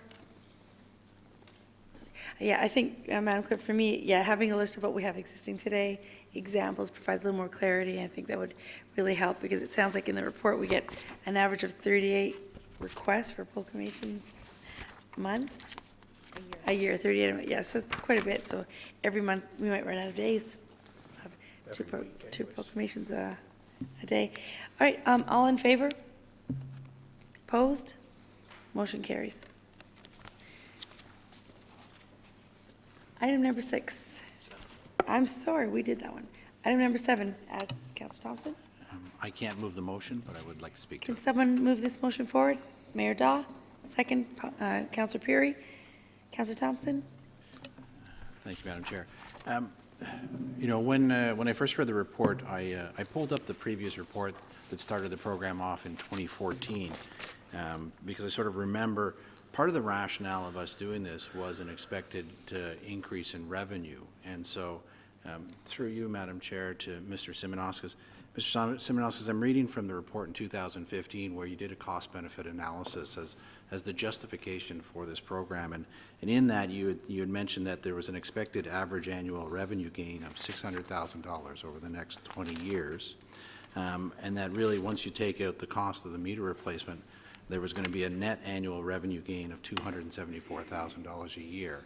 So I guess I was a little surprised in reading the renewal of the contract that there was no data or information about, you know, are we actually capturing this additional revenue that was mentioned as a driver for doing this program. And so perhaps you could speak to that.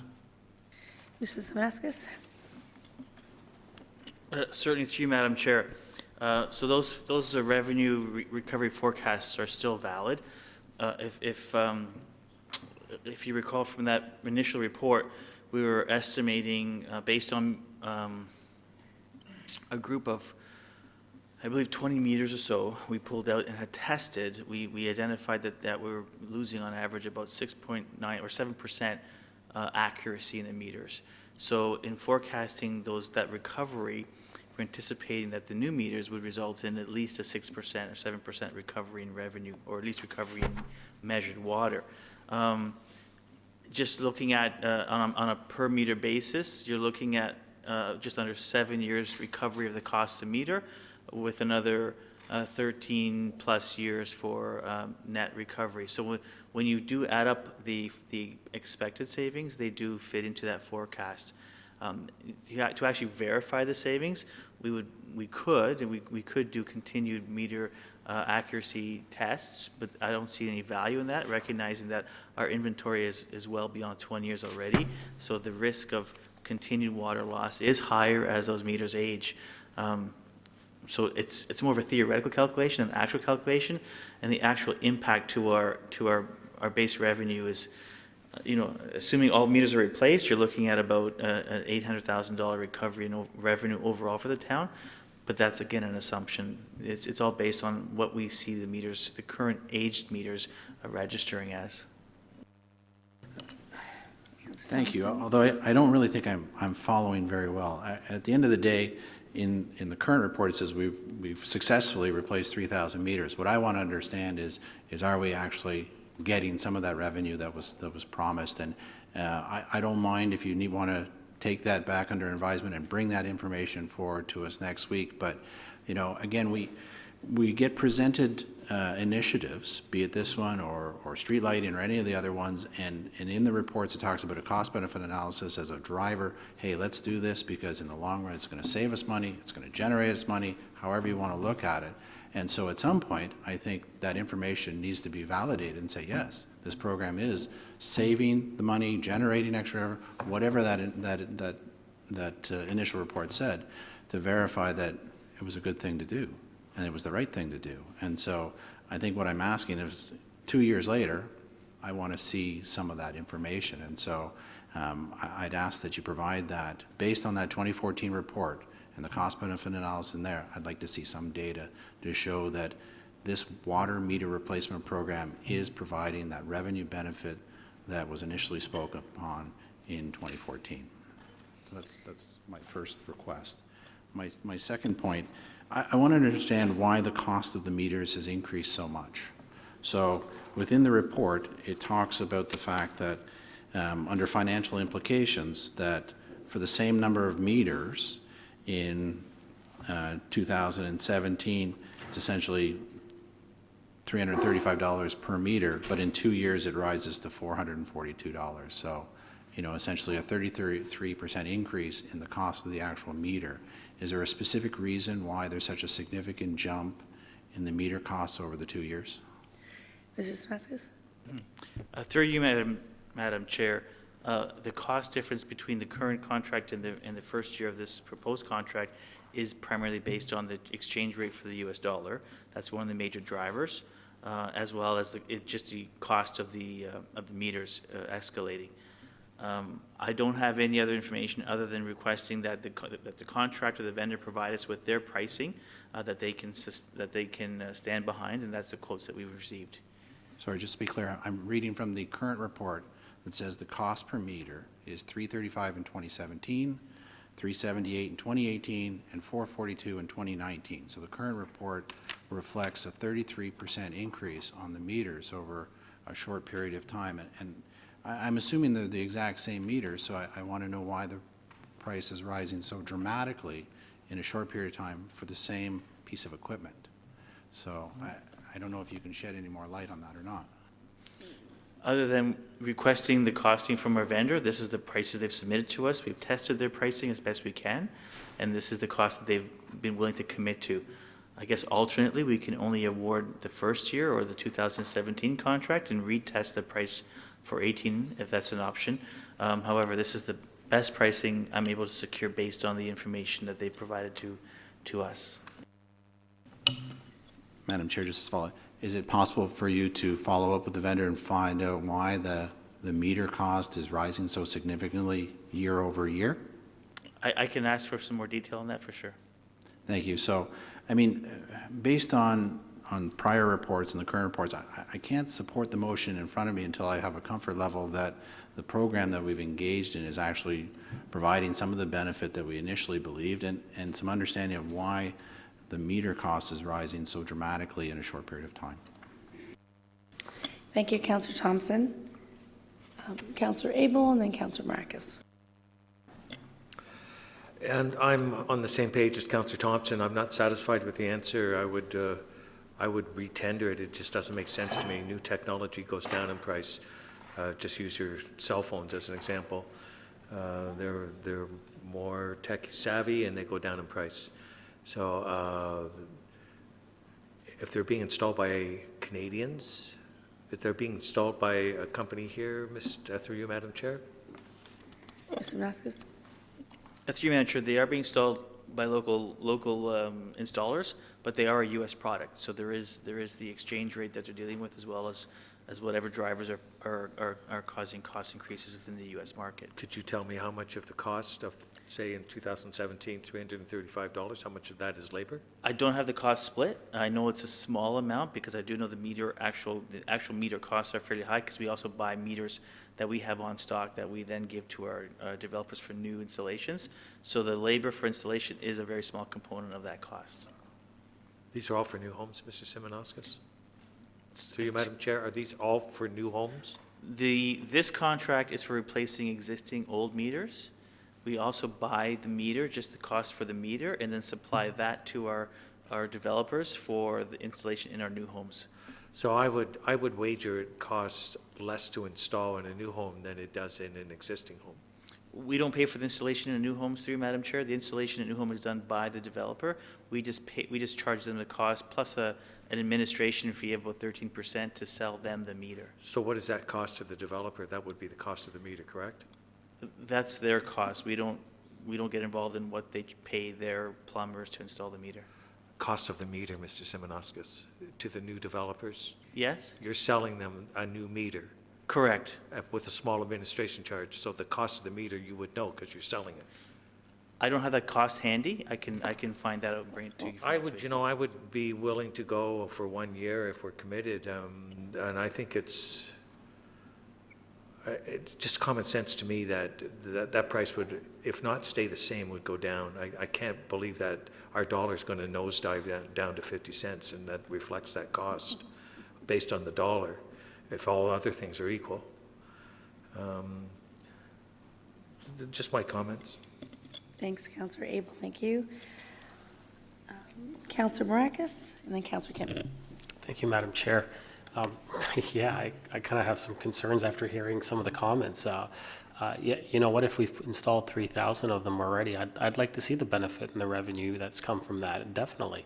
But if the costs are going up on a yearly basis for the actual meter, and we know that we need so many meters, why wouldn't we just order all the meters at the lower price and stock them and install them as we get to them?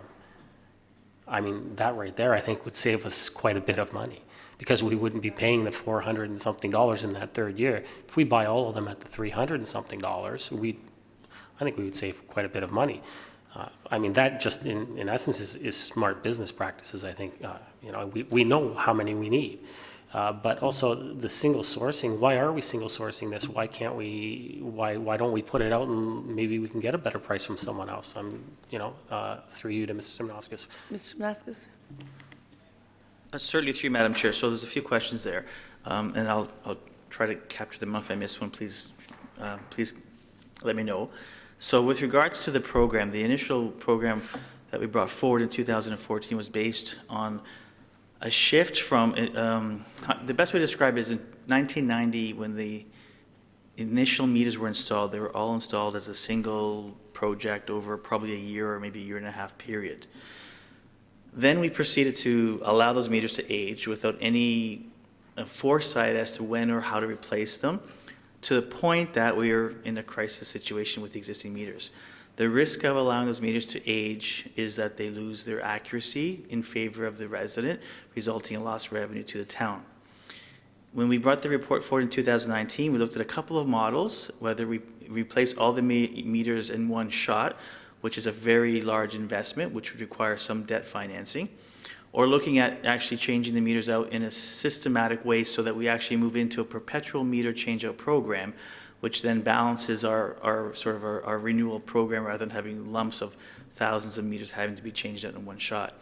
So the analysis that we did in 2014 identified 1,000 meters changed out on an annual basis, made sense, and would minimize our risk and theoretically maximize our revenue based on the measured losses that we got from the aged meters that we tested in 2013. So that's how we got to the program we have now. So the notion of buying 18,000 meters and having them on stock for installation is an option, and we can look at that. We do have to consider the reserve health of our water program, because that's where they're funded from. So part of the reason for doing this in a 1,000 meter per year program was that it was affordable for the town. So we're trying to balance our reserve balances with the cost of the program. There's also going to be, and there'll continue to be, a benefit because the water rates will continue to increase. And I think there was a question on competitiveness of the product. We do have to, once a community or a water utility picks a meter or picks a technology, there is a need to stay to that technology, because that technology then ties into other aspects, whether it's the area metering program or how that technology integrates with our billing system. So we do get married to a piece of technology or a vendor, and then we rely on that relationship. Now, WAMCO, who is our vendor on this program, have served us for many years. The current rep in our area has been servicing the town for at least 20 years that I'm aware of, since I've only been here for the last 8. So it's a relationship that we have to ensure they maintain with us and we maintain with them. We can at any time shift technology, but then we're going to be married to a different vendor. So that risk always exists. So hopefully I've answered some of the questions that I heard. And that's fine. I guess just as a follow-up, I just got a comment. I mean, I fully appreciate we want to do them 1,000 at a time. It makes sense to do that. You don't want to do them all at once, because then you're replacing them again all at once. I mean, but for me, my comment was not necessarily replacing them all at once. It was stocking them, and then we're still replacing them on a 1,000 per year basis, and cover that on a yearly basis. The meters aren't going to age if they're just sitting there, because they're not in use. I mean, they could realistically, but I just think having, the way it's explained to me is that we're stuck with them. That's the technology, and they're going to up the price at the end of the day, because they know that we have to buy it. And that's the way I'm looking at it right now. And so I guess we're caught in a situation where we have no choice. But I mean, it's I mean, it's good business on their part, but I don't know what else to say. Thank you, Councilor Marcus. I'm sorry. Councilor Tom, no, Councilor Kim first, I'm sorry, and then Councilor Tom. My apologies. Thank you, Madam Chair. I was going to ask the same question regarding the single source provisions, which allows for us to go directly to the single provider. But the other comment was the same regarding the pricing.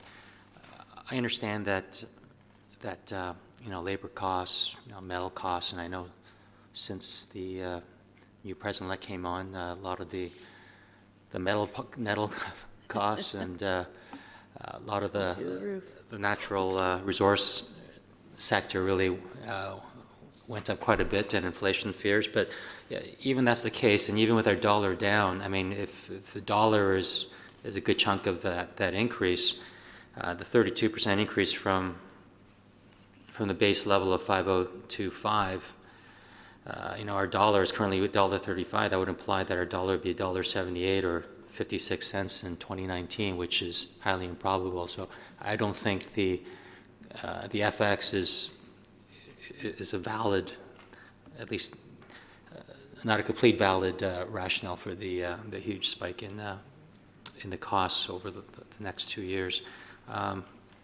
I look forward to the more information that will be coming through next week, hopefully, regarding the costs, and we'll go from there. Thank you. Thank you, Councilor Kim. And Councilor Tom? Thanks. I was getting a T when this started, so I don't, maybe I missed this, but we obviously, Councilor Thompson and then Councilor Kim, you just talked about the cost year over year going up. We're buying the same meter and it costs more each year that we're buying, and you've already answered this question. I just don't want to repeat it. My question is because if you're buying the same meter and they're telling you this year it's going to cost you $335, but next year it's going to cost you $378, is there an install component to that? I mean, is that the hard cost for the meter? So that baffles me, that they would charge us a different rate based on the year we're going to purchase it, but we're buying it all up front. Sorry, no, not at all. I think Mr. Semessa is going to go back and find out why they're charging us more each year. We're installing them ourselves. It's the cost of the meter. Is that correct? Through you, Madam Chair, no, these are the replacement ones, which includes supply and install costs.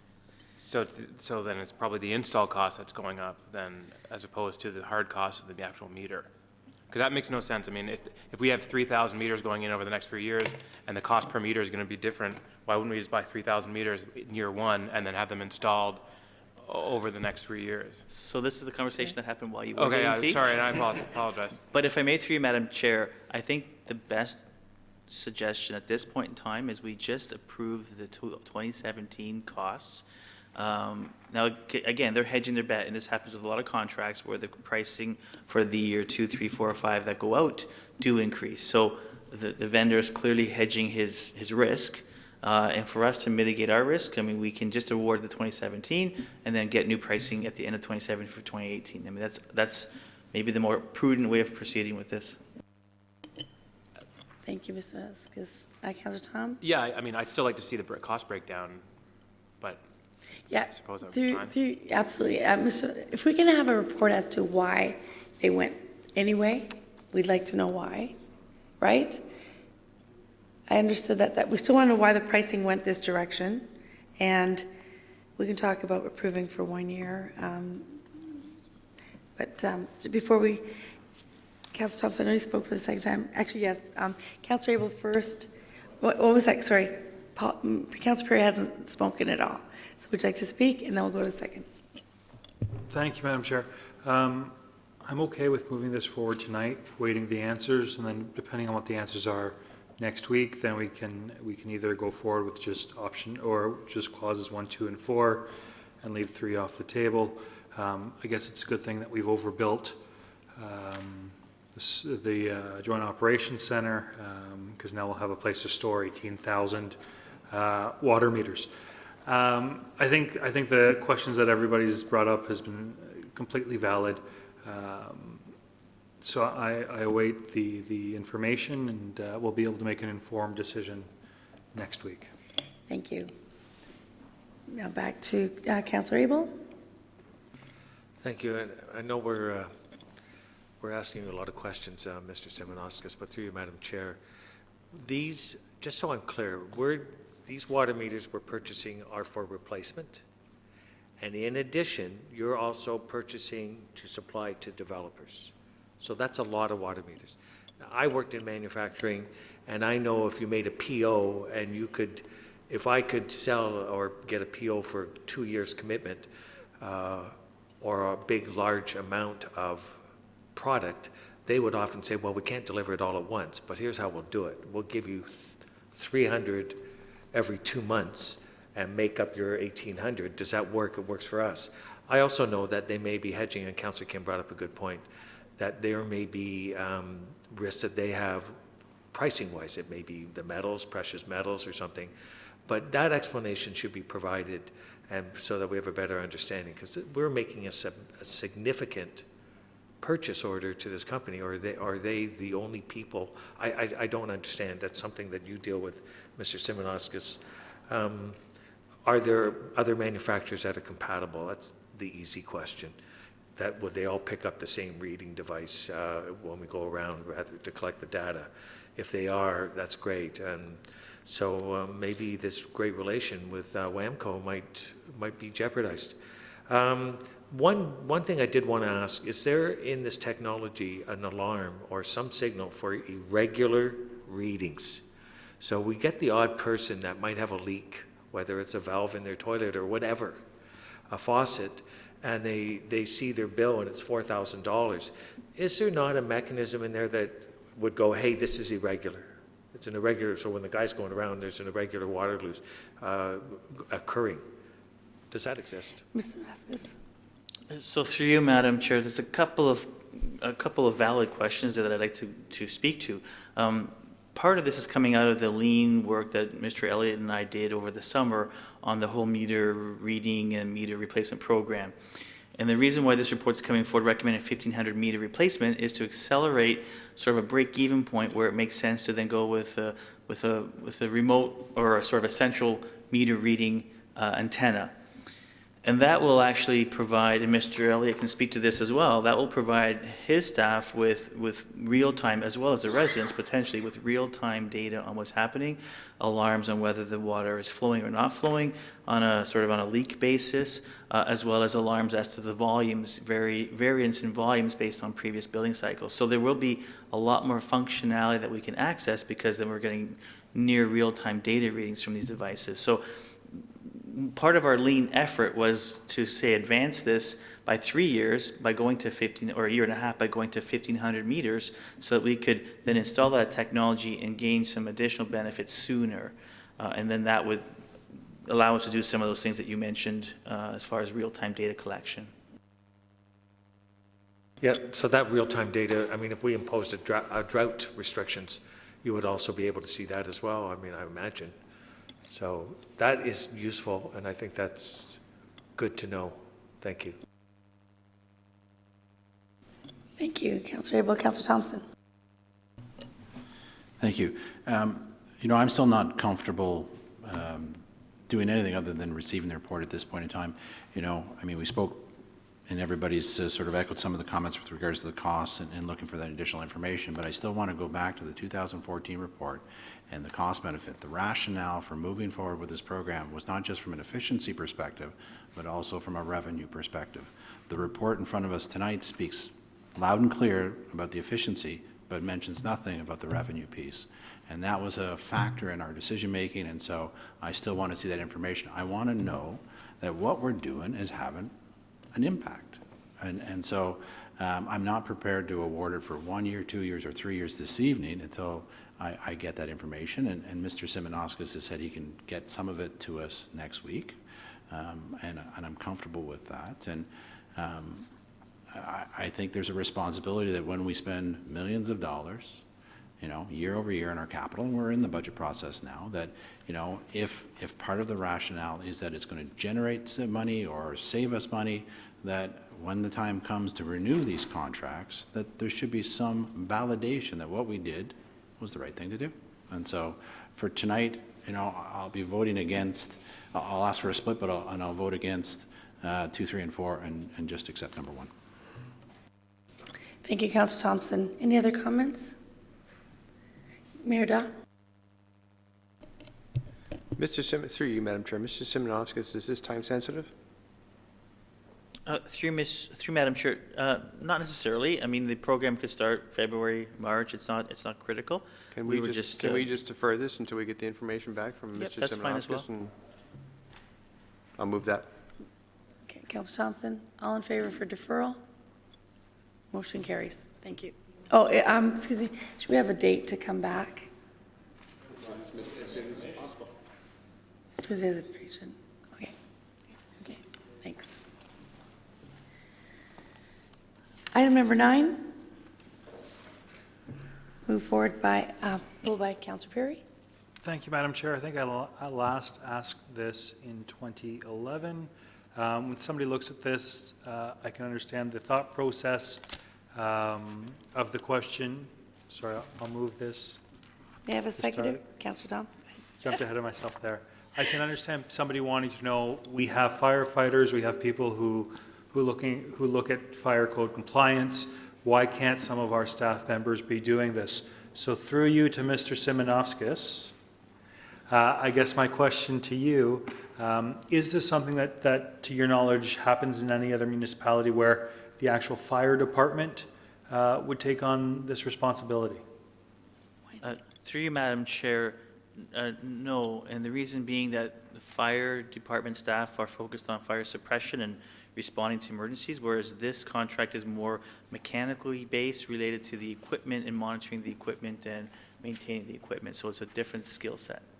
And to confirm as well, the individual or individuals who are in charge of fire code compliance under the Building Code Act, they are not capable of doing this work as well? Mr. Vasquez? That is correct. Thank you. That's it. Thank you. Any other questions? Councillor Thompson? Thank you, Madam Chair. Through to Mr. Simonovskis. Mr. Simonovskis, can you sort of walk us through why the bid is $270,000, but you're asking for $350,000? That's to you, Mr. Simonovskis. I can try. Let me just take a quick look here. Mr. Simonovskis, please have more confidence than I can try. 300. Yeah, of course, 350,000 is the requested bid, is the requested ask based on, and I'm just moving through the report to get to the right page. We have, so the contractor has bid, if you look on page 4, the contractor has bid the costs. You can see those costs, 52 and change up to 54.7. We have in our budget an annual budget of $70,000. So we are seeking the approval of the $70,000 budget amount because this is a unit price contract, and many of our unit price contracts are based on X dollars per activity. And we often come back to council looking for additional funding on these kind of contracts because, again, they're just estimates based on what we've experienced in the past. So what this allows us is the ability to award the contract and then monitor the services that were being delivered within that time frame. But it gives staff the flexibility of dealing with anomalies, which unfortunately occur more often than not. This is something that we've done in the past with other unit price contracts where the price comes in below our unit price estimates, and we've sought approval for the budget amount. Follow-up. I'm not sure if it's best directed through to Mr. Simonovskis or Mr. Elliott, but what has been the actual cost historically? Can it be provided to us over the last number of years?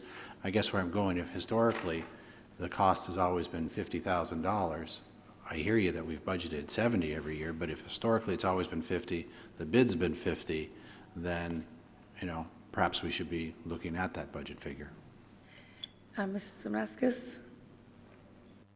Through you, Madam Chair, I'm not able to pull that specific report. I don't have the technology to manipulate the system that quickly. I just know from past experience, we've had similar situations with contracts where we are coming back to council for a small increase, and we're just trying to have the authority to manage our funding as best we can. Perhaps Mr. Elliott could provide that to us over the course of the week. Thank you. Councillor Maracus?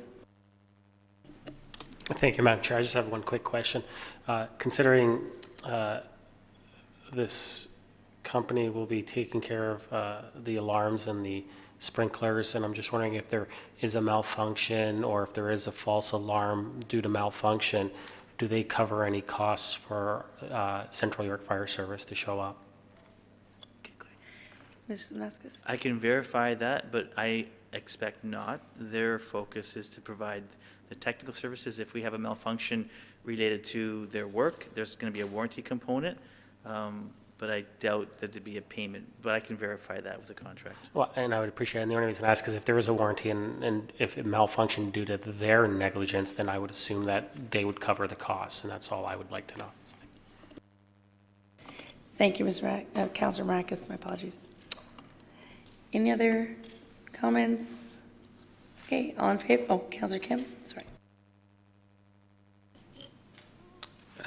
Just adding to Councillor Thompson's comment about the ask of 70. I understand that we need a contingency added on to most projects, but I mean it's roughly a 32% contingency. I think what we would like to see, I think what's already been said is just a tighter figure, and I don't think contingency should be more than 15%, even if we're liberal about it. So if we can provide that type of information for the next meeting, that'd be great. Thank you, Mr. Simonauskas. We can do that. Thank you. Any other questions? All in favor? Motion carries. Item 13, pulled by Councillor Thompson. I'll move it as is. Seconder, Councillor Perry. I just want to make a quick comment. I know Councillor Perry last term had brought up the idea of QR codes, and I thought that perhaps that there might be an opportunity here to put a QR code on these site plan notices or boards. I mean, it is more of a smartphone day, our age, and so I think I just want to leave that as a comment that perhaps staff could investigate. It could have then obviously linked to our town page or whatever is the most appropriate.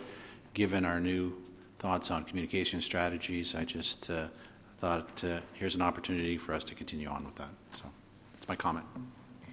Good point. Thank you. Any other, Councillor Tom? Thank you. My only comment would be, the signs are the ones you see, they have so much text on them, and you can literally not read it unless you walk by. Maybe it's possible to get a heading that says site plan application requested or something. I don't know, just make the bold heading with the details below. I mean, you can't read it when you're driving by, so like QR code would be great, but I think most people, if they can drive by and see what's going to happen, maybe they'd be prone to investigate. Thank you. Mr. Muno, if you can comment. Certainly to you, Madam Chair. I've provided a sample of what the sign would look like on attachment 1. So, we're proposing a sign similar to what we require for minor variance applications, but a lot larger, 1 meter size signage, and of course it'll be, the heading would be a site plan application. Has been submitted with details around the type of development that's proposed and then contact information. So we'll make sure it's as large and as as visible as we can make it. Great, thank you. I just got to read the attachments better, I guess. Okay, thank you very much. Any other questions? All in favor? Motion carries. On to item number 14, pulled by Councillor Maracus. Thank you, Madam Chair. I'll provide direction right now, and Sure. but I'd probably like to make an amendment too. But I'll put forward that we put forward the motion that's supplied by AMO. As is perfect. May I have a seconder for the motion? Mayor Dahl? Councillor Maracus? You know, I think it's great. I think we can all agree with it. It's one of those motions that, of course, we're not going to say no. It makes sense. Yeah, I feel that it's actually missing something in the therefore be it resolved section. I would add another clause saying that this resolution be sent to Premier Wynne, the Honorable, sorry, not the Honorable, the Leader of the Opposition, MPP Patrick Brown, MPP Andrea Horvath, Leader of the NDP, and all MPPs in the province of Ontario. I don't know if anyone else wants to throw anyone else in there, but I don't know what's left. But I think it's important that they get a copy of this, and I thought that was missing in this because, I mean, you're looking for it to get their attention, and if you're looking to get their attention, they should be getting this on their table. So I think it's important that we send it to them also. Good point. Mayor Dow, are you okay with that? Oh, I don't have a problem with that, but just the intent of